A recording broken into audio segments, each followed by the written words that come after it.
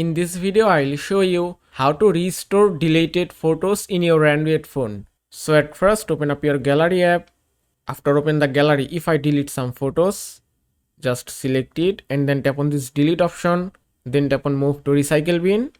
You can see it's deleted successfully. Now, if you want to restore your deleted photos, just tap on this menu icon.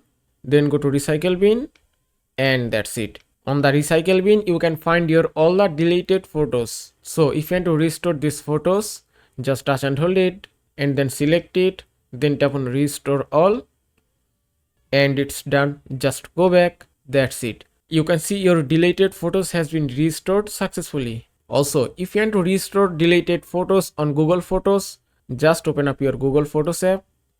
After open photos, just delete some photos. Just select it and then tap on bin. Then tap on move to bin.